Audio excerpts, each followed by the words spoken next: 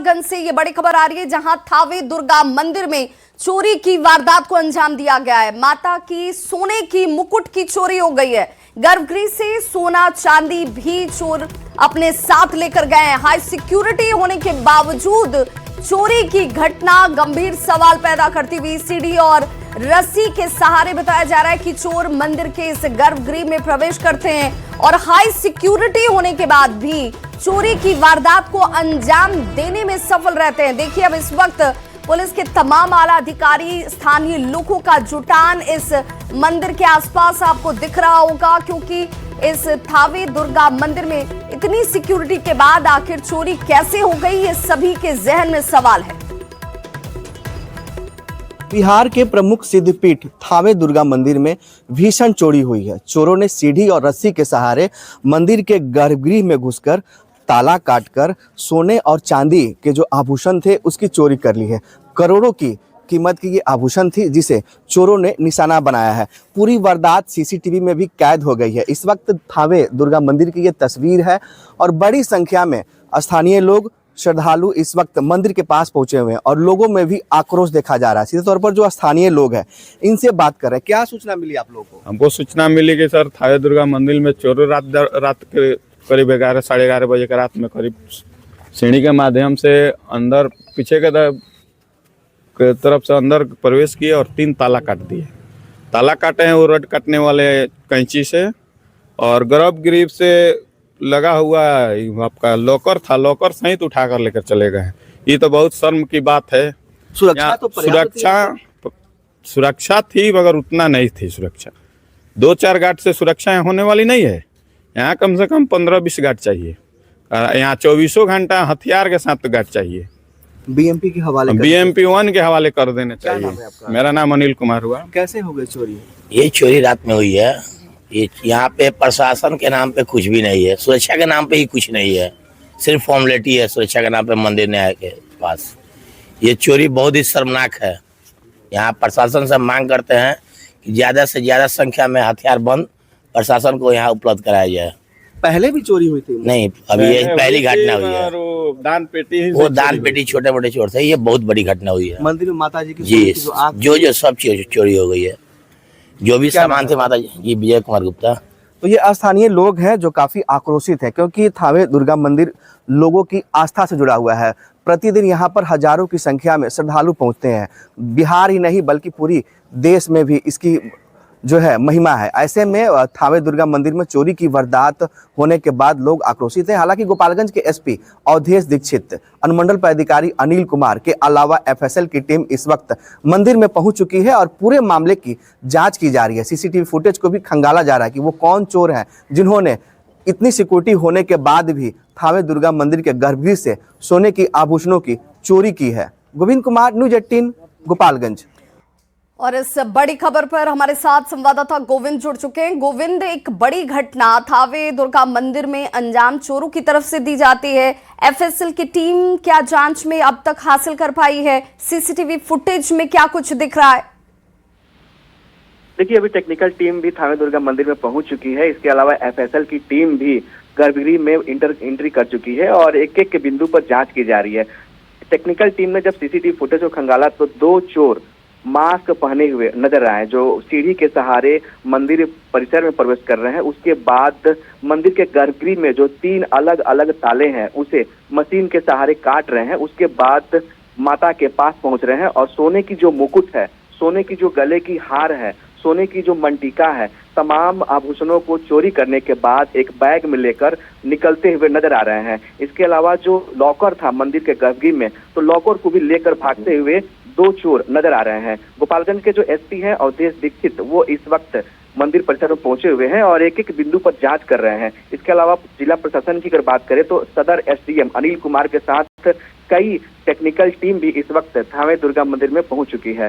Dog squad team को भी बुलाया गया है ताकि आसपास के एरिया में जांच हो सके और ये पता लग सके कि चोर किस रास्ते मंदिर की तरफ प्रवेश किए थे। लेकिन बड़ा सवाल ये है, मंदिर की सुरक्षा को लेकर पुलिस प्रशासन ने तत्कालीन वर्तमान SP अवधेश दीक्षित और तत्कालीन SP स्वर्ण प्रभात ने यहाँ पर TOP का निर्माण कराया था और TOP में 24 घंटे पुलिस बल और उनके जवानों को रहने के लिए इंतजाम किया गया था। इसके बावजूद मंदिर के गर्भगृह में चोरी कैसे हो गई, क्योंकि चोरों ने काफी देर तक यहाँ पर चोरी की वारदात को अंजाम दिया है। विभाग ये बता दें कि बाहर से बांस की सीढ़ी लाई गई थी और रस्सी के सहारे मंदिर के गर्भगृह में प्रवेश किए थे। उसके बाद ताला काटने में तकरीबन 1 से 1.5 घंटे लगे। तो पूरी वारदात को जो है 2 से 3 घंटे में अंजाम दिया गया है। लेकिन इस वारदात के दौरान जो सुरक्षाकर्मी है उन्हें भनक भी नहीं लगी और चोर आराम से कीमती गहनों की चोरी करने के बाद फरार हो गए। बिल्कुल, सवाल यही है गोविंद कि जब ठंड के मौसम में चोरी की वारदात ज्यादा बढ़ जाती है, जब टीओपी का निर्माण भी हुआ था, तो फिर किस तरीके के सुरक्षा इंतजाम थे कि चोर 1.5-2 घंटे तक मंदिर परिसर में चोरी की इस वारदात को अंजाम देते हैं और भनक तक किसी को नहीं पड़ती। बहुत बहुत शुक्रिया इस जानकारी के लिए। तो तस्वीरें आपके सामने हैं, हाई सिक्योरिटी जोन, और वहां इस तस्वीर को देखिए, ये सीसीटीवी फुटेज है जिसमें आपको चोर साफ तौर पर नजर आ रहे होंगे। इनके हाथ में देखिए कटर भी है, जिस औजार का इस्तेमाल इन लोगों ने यहाँ पर ताला तोड़ने के लिए किया। और देखिए इस भारी भरकम लॉकर को, जहां पर सोने चांदी के जेवरात की बात कही जा रही है, जो रकम रखी गई थी उसकी बात कही जा रही है, उसे लेकर यहां से ये चोर फरार हो जाते हैं। 10 मिनट नहीं, 20 मिनट नहीं, तकरीबन 1.5-2 घंटे तक ये जो 2 चोर बताए तस्वीरों में देख भी रहे हैं, जिनकी संख्या इस वक्त सामने आई है, ये दोनों मंदिर परिसर में ही रहते हैं और इतने बेफिक्र है, इन्हें भी जैसे पता हो कि कोई सुरक्षा गार्ड यहाँ नहीं आने वाला है, किसी को कोई मतलब नहीं है सुरक्षा के लिहाज से किस तरीके की स्थिति है। लेकिन अब जांच जरूर जारी है। और बड़ी खबर देखिए, ऐतिहासिक धर्मनाथ मंदिर में चोरी की वारदात को अंजाम दिया गया है। छपरा से एक और बड़ी खबर आ गई है। मंदिर के गर्भगृह में भीषण चोरी की घटना को अंजाम दिया गया है। मूर्ति से जेवर, दान पत्र और कैश की चोरी कर धर्मनाथ मंदिर से भी चोर फरार हो गए। ये ऐतिहासिक मंदिर है धर्मनाथ मंदिर, और यहाँ भी एक बार फिर से ठंड के मौसम में कोहरे का फायदा उठाकर, ठंड का फायदा उठाकर चोरी की वारदात को चोरों ने अंजाम दिया है। मूर्ति से जेवर, दानपत्र और कैश की चोरी कर यहां से चोर फरार हो चुके हैं। और फिर वही सवाल कि आखिर हाई सिक्योरिटी जब रखी जानी चाहिए ऐसे ऐसे मंदिरों के आसपास, तो फिर क्या वो सिक्योरिटी यहां नहीं होती है? यहां पर भी इस घटना के बाद स्थानीय लोगों से लेकर जो पुजारी हैं वो नाराजगी जाहिर करते हुए, और देखिए मंदिर के गर्भगृह में जाने के लिए अच्छी खासी दूरी तय करनी पड़ती है, इसके बावजूद चोर वहां तक आराम से पहुंचते हैं, चोरी की घटना को अंजाम देते हैं। संतोष हमारे साथ इस वक्त ज्यादा जानकारी के साथ फोन लाइन पर जुड़ गए छपरा से। संतोष, छपरा के इस मंदिर की बात करें तो मंदिर की महिमा सभी जानते हैं, लेकिन उस मंदिर प्रांगण में पहुंचकर चोरी की घटना को अंजाम दिया जाना सुरक्षा के लिहाज से एक बड़ी चूक दिखती है। जी बिल्कुल, सुरक्षा के लिहाज से बड़ी चूक है, क्योंकि ये मंदिर जो है काफी ऐतिहासिक धर्मनाथ धनी मंदिर जो है ये सैकड़ों साल पुराना बताया जा रहा है। और इस ऐतिहासिक मंदिर के गर्भगृह में घुस करके जिस तरह से चोरी की गई है, तो कहीं ना कहीं एक सवाल जरूर उठता है कि सुरक्षा व्यवस्था क्या थी। चूंकि हाल के दिनों में छपरा में कई ऐसे मंदिर है जहां से चोरी की घटनाओं को अंजाम दिया गया है। दुर्लभ मूर्तियों की चोरी की गई है, आभूषणों की चोरी की गई है। और एक बार फिर यहाँ छपरा में जो शहर के बीच भगवान बाजार थाना क्षेत्र का यह मंदिर है धर्मनाथ धनी मंदिर, वहाँ पे चोरी की गई है। तो सवाल उठ रहे हैं। हालांकि पुलिस की टीम जो है जांच में लग गई है, स्वान दस्ता को बुलाया गया है यहाँ घटनास्थल पर, और इस मामले की जांच चल रही है। कुछ सुराग भी मिले हैं, हालांकि पुलिस अभी कुछ खुलासा नहीं कर रही है। पुलिस का यह कहना है कि जो दान पेटी का कैश जो था वो मंदिर में बिखरा पड़ा है, उसे चोर ले नहीं जा पाया है। हालांकि कुछ जेवर और अन्य सामान की चोरी की बात जरूर कही जा रही है, लेकिन बड़ी संख्या में भीड़ यहाँ एकत्र हो गई है मंदिर में। लोग सवाल संतोष, क्या सुरक्षा के लिहाज से यहाँ सीसीटीवी कैमरे लगाए गए थे? देखिए, सीसीटीवी कैमरे की अभी कोई जानकारी नहीं मिल पाई है, क्योंकि सीसीटीवी कैमरे खराब बताए जा रहे हैं, कुछ उसमें तकनीकी त्रुटि बताई जा रही है। पुलिस इसका खुलासा नहीं कर रही है कि फुटेज कहाँ है। हालांकि पुलिस की जो टीम है वह पहुंच चुकी है, भगवान बाजार थाना और स्वान दस्ता की टीम पहुंच गई है और मामले की जांच चल रही है। लेकिन मंदिर में जिस तरह से चोरी की गई है उसको लेकर लोग सवाल खड़े कर रहे हैं। बिल्कुल, और लोगों के आस्था को लेकर के भी सवाल ये कि भाई आखिर मंदिरों में चोरी की वारदात जिस तरीके से लगातार आए दिन देखने को मिल रही है, तो सुरक्षा व्यवस्था उस स्तर पर क्यों नहीं सुनिश्चित की जाती? बहुत बहुत शुक्रिया संतोष जानकारी के लिए। दुर्गा जी का हमारे यहाँ एक मूर्ति है, उसमें नथिया, मंगटीका और झुमका और चांदी का हार जो है गले का, उसको निकाल लिया गया है पाला तोड़ करके, ताला तोड़ करके। चांदी का बर्तन भी था, वो सब भी गया। अनुमान तो कितने की चोरी हो बताइए? अब तो सर अनुमान तो हम नहीं बता सकते हैं कि कितने का होगा। अब लोगों के द्वारा दान पत्र मान लीजिए कि 2 रुपया, 4 रुपया, 10 रुपया, 5 रुपया, 1 रुपया 20 रुपया इस तरह से लोगों करके उसमें डालते हैं लोग, तो वहाँ भी कुछ गिर गया है, कुछ अपना ले करके चला गया है सब। अगली खबर छपरा से, जहां डॉक्टर के अपहरण की कोशिश की गई है। डॉक्टर सजल को उनके आवास के पास से 5 हथियारबंद अपराधियों ने कार में उठा लिया और सीवान की तरफ भागने लगे। हालांकि डॉक्टर और उनके सहयोगी ने किसी तरह से कार से कूदकर अपनी जान बचाई है। डॉक्टर की कार डीएम आवास के पास जाकर बिजली के खंभे से टकरा गई और अपराधी बताया जा रहा है कि कार से उतरकर फरार हो गए। इस घटना को लेकर नगर थाने में प्राथमिकी दर्ज करवाई गई है।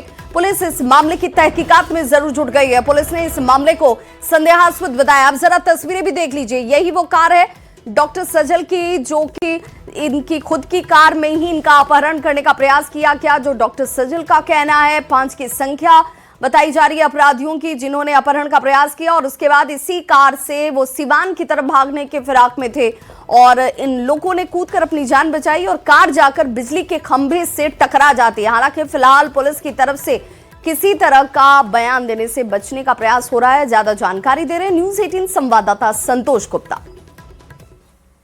छपरा में बीती रात एक डॉक्टर के अपहरण की नाकाम कोशिश की गई। हालांकि डॉक्टर ने अपनी जान किसी तरह से गाड़ी में कूद के बचा ली। मैं बता दूं कि ये गाड़ी है डॉक्टर सजल कुमार की। इसी गाड़ी में बताया जा रहा है कि डॉक्टर सजल को उनके आवास के पास से 5 हथियारबंद अपराधियों ने उठा लिया था और अपहरण करके सिवान की तरफ ले जा रहे थे। लेकिन ये गाड़ी अचानक एक्सीडेंट भी हो गई और जैसा डॉक्टर सजल का कहना है कि उन्होंने पहले ही इस गाड़ी से कूद करके जान बचाने की कोशिश कर ली थी और अपहर्ता जो है इस गाड़ी को लेकर के गाड़ी के साथ भाग रहे थे और समाहरणालय के पास ये गाड़ी अचानक एक्सीडेंट की शिकार हो गई। हालांकि अपहर्ता जो है इस गाड़ी से भागने में सफल रहे, उनका ड्राइवर हल्का जख्मी है और तमाम मामला जो है अब जांच के दायरे में डॉक्टर सजल से पूछताछ की जा रही है। मामला क्या था, जैसा कि डॉक्टर सजल ने बताया कि उनके आवास के पास से 5 हथियारबंद अपराधियों ने उन्हें उठाया था। तो पुलिस उन तमाम जगहों की सीसीटीवी फुटेज खंगाल रही है जहां से इस अपहरण की घटना को अंजाम दिया गया। हालांकि तमाम प्रारंभिक जांच के बाद पुलिस इस पूरे मामले को सस्पेक्ट मान करके जांच कर रही है। पुलिस का कहना है कि जब तक कोई पुख्ता साक्ष्य नहीं मिलेंगे इसे अपहरण अभी नहीं कहा जा सकता है। हालांकि पुलिस ने नगर थाने में मामला दर्ज कर लिया है और मामले का अनुसंधान जारी है। संतोष गुप्ता, न्यूज़ 18 छपरा। और बड़ी खबर आ रही है, आज संसद में वायु प्रदूषण पर चर्चा होने वाली है। दिल्ली में बढ़ते हुए प्रदूषण को लेकर चर्चा बेहद महत्वपूर्ण हो जाती है। पर्यावरण मंत्री भूपेंद्र यादव इसे लेकर जवाब देते हुए नजर आएंगे। संसद में नियम 193 के तहत लोकसभा में प्रदूषण पर चर्चा होगी, जिसकी मांग विपक्ष की तरफ से की जा रही थी और अब उसी मांग पर लोकसभा में दोपहर 2 बजे का वक्त बताया जा रहा है जब चर्चा की शुरुआत होगी।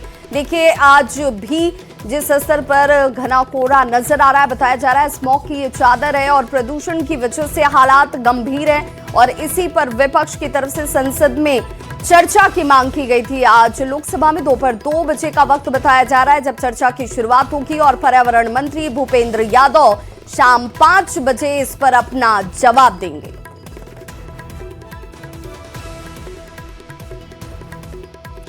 और सुरक्षा के लिहाज से, आपकी जान पर जो प्रदूषण भारी पड़ रहा है उस लिहाज से दिल्ली में कई नियमों में बदलाव किए गए और आज से ये नियम लागू हो रहे हैं। आज से नो पीयूसी या नो फ्यूल, बिना पीयूसी के डीजल और पेट्रोल आपको गाड़ी में नहीं मिलेगा। जांच के लिए 580 पुलिसकर्मियों की तैनाती की गई है, यानी कि आपके पास 37 प्रखर वैन की तैनाती भी की गई है। 126 चेक पॉइंट्स बनाए गए हैं। 37 प्रखर वैन के तौर पर तैनाती और उनके जरिए जांच भी दिखती हुई नजर आएगी।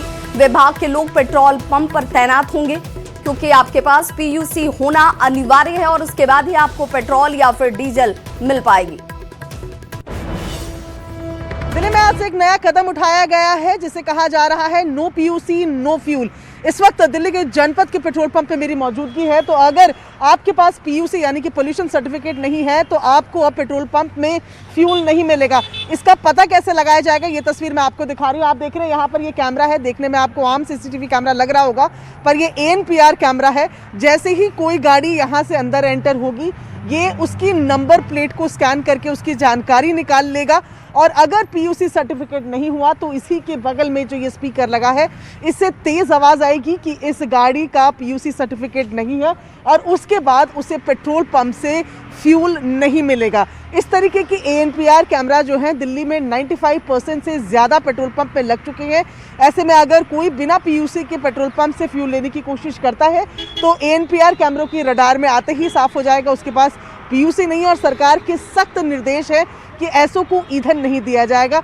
दिल्ली में प्रदूषण की स्थिति लगातार खराब बनी हुई है, जिसके बाद आज ये कड़े कदम लिए गए हैं जिसमें नो PUC नो फ्यूल के साथ साथ दिल्ली में किसी भी तरीके के BS6 वाहनों की एंट्री पर, जो कि नॉन दिल्ली रजिस्टर्ड नंबर्स है, उनकी एंट्री पर पूरी तरीके से बैन लगा दिया गया है। कैमरा पर्सन राकेश नेगी के साथ प्रियंका कांडपाल, न्यूज़ 18 इंडिया, दिल्ली।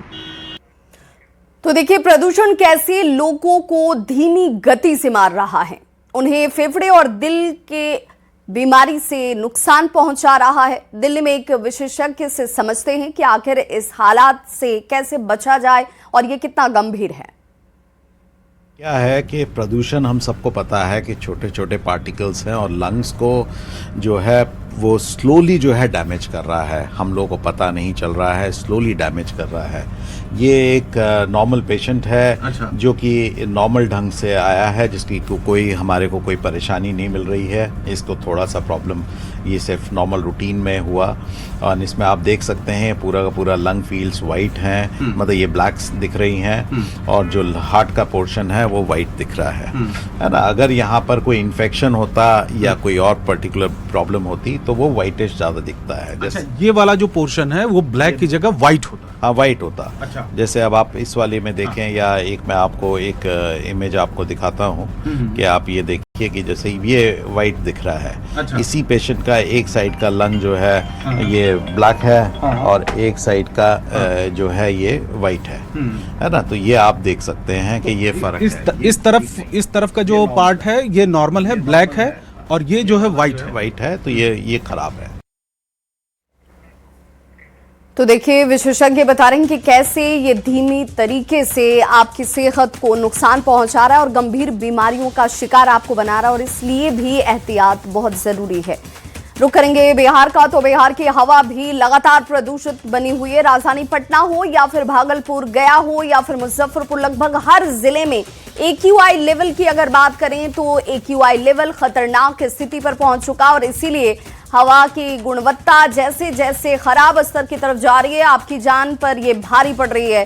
जहरीली हवा आपको देखिए, नालंदा में भी AQI जो है 260 के आसपास दर्ज किया गया, मुजफ्फरपुर में ये 256 के आसपास दर्ज किया जा रहा है। और जरा अब इसे समझ भी लेते हैं कि क्या स्थिति है। दरभंगा में 219 के आसपास ये AQI लेवल जो है वो देखने को मिल रहा है, और देखिए हाजीपुर की स्थिति और ज्यादा गंभीर है, 344 के आसपास एयर क्वालिटी इंडेक्स जो है वो दिख रहा है। राजधानी पटना में 296, यानी कि 300 के आसपास ये AQI लेवल जो है इस वक्त बना हुआ है। नालंदा में 260, और अब इस मैप के जरिए भी जरा समझिए, 0 से लेकर 50 तक की बेहतर स्थिति होती है, 50 से 100 अच्छा है, 100 से 150 अगर होता है तो ये खराब की तरफ बढ़ रहा है, लेकिन फिर भी सामान्य से बेहतर बताया जाता है। लेकिन 150 से 200 ये खतरनाक स्थिति की तरफ बढ़ जाता है, और फिर 200 से ज्यादा जैसी स्थितियां पहुंचती हैं जो इस वक्त आपको दिख भी रही होंगी, वहां पर गंभीर ये इशारा कर रहे हैं। और पटना के जानकारी भी हम आपको भी दे रहे हैं, और साथ ही साथ तमाम दूसरे जिलों की स्थितियां भी आपको AQI के स्तर पर दिख रही होंगी, जो बता रही हैं कि हर जगह प्रदूषण का स्तर इस वक्त बढ़ा हुआ है। बिहार की हवा जो है वो जहरीली लगातार होती जा रही है। AQI लेवल की बात करें तो पटना का AQI लेवल जो है वो 296 पहुंच चुका है। इसके अलावा अगर हम बात करें अररिया की, तो अररिया का AQI लेवल जो है 176 है, आरा का 216, औरंगाबाद 118, बेगूसराय 196, भागलपुर 175, बिहार शरीफ जो है नालंदा यहाँ का जो है AQI लेवल वो 260 है। इसके अलावा हम बक्सर की बात करें तो 217, छपरा का AQI लेवल 219, दरभंगा का AQI लेवल 231। इसके अलावा हम बात गया की करें तो यहाँ का AQI लेवल जो है वो 203 है। हाजीपुर का AQI लेवल जो है वो सबसे खतरनाक यानी कि 344। इसके अलावा हम बात करें नरकटियागंज का, तो यहाँ का भी AQI लेवल जो है वो वैशाली यानी कि हाजीपुर से भी अधिक है। खतरनाक यहाँ का एक्वा लेवल जो है वो 394 है। इसके अलावा हम बात करें पूर्णिया का एक्वा लेवल तो 156 है यहाँ का एक्वा लेवल, राजगीर का एक्वा लेवल 240, सहरसा का एक्वा लेवल 142, समस्तीपुर का एक्वा लेवल जो है 233, सासाराम का एक्वा लेवल जो है 196 है। अगर हम पटना राजधानी की अलग अलग इलाके की बात करें एक्वा लेवल की, तो उसके संदर्भ में भी हम बताते चले कि पटना का जो अलग अलग इलाका है वहाँ का एक्वा लेवल जो है DRM ऑफिस दानापुर का एक्वा लेवल जो है वो 275 है। इसके अलावा मीठापुर की बात करें तो यहाँ पे एक्वा लेवल 299, मुरादपुर का एक्वा लेवल अशोक राजपथ का जो है 297। इसके अलावा राजवंशी नगर का बात करें एक्वा लेवल तो यहाँ पे एक्वा लेवल 326 है। तो कह सकते हैं कि बिहार में हवा जो है वो लगातार दूषित होती जा रही है। परिवहन विभाग भी चिंता जता रहा है, नगर विकास विभाग भी जो है वो लोगों से अपील कर रहा है कि अपने आसपास जो इलाके हैं, अपने आसपास के जो मोहल्ले हैं, घरों को आसपास जो जगह हैं उसको साफ सुथरा रखें ताकि एक्वा लेवल जो है वो नियंत्रित हो सके। कैमरा पर्सन संत के साथ अमित कुमार, न्यूज़ 18 पटना।